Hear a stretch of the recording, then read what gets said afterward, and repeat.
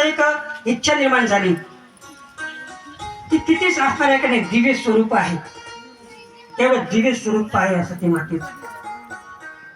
आणि अशा प्रकारची असणारी सती माता ही जर माझ्या पोटी तिचा जन्म झाला तर मी स्वतःला किती भाग्यवान समजेल, किती भाग्यवान समजेल.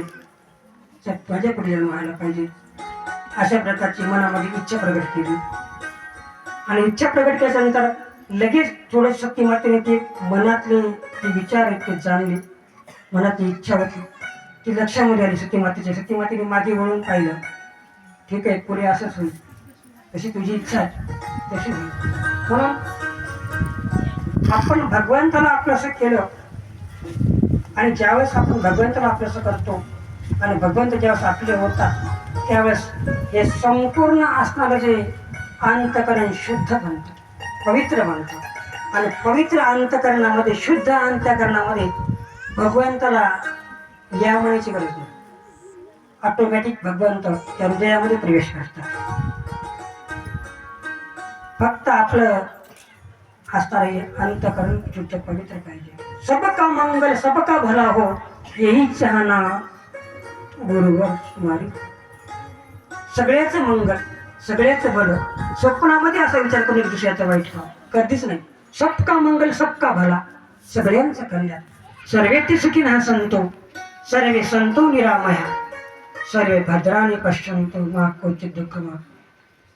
सगळ्यांचं मंगल सगळ्यांचं कल्याण ही भावना असली पाहिजे. अशी जर ज्यावेळेस भावना असते त्यावेळेस भगवंत सुद्धा वाट पाहतात असं हृदय मला कधी मिळते. त्यांचं हृदय असं पवित्र आहे, शुद्ध भावच याचा, देव अंकित तयाचा.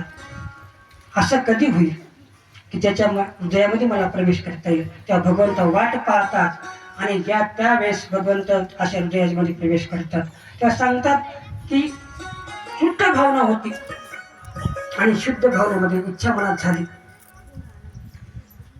बहिणीची. आणि सत्यवादामध्ये अशाच प्रकारचं होऊन जाईल, जशी इच्छा असं होऊन जाईल असं कधी सांगितलं.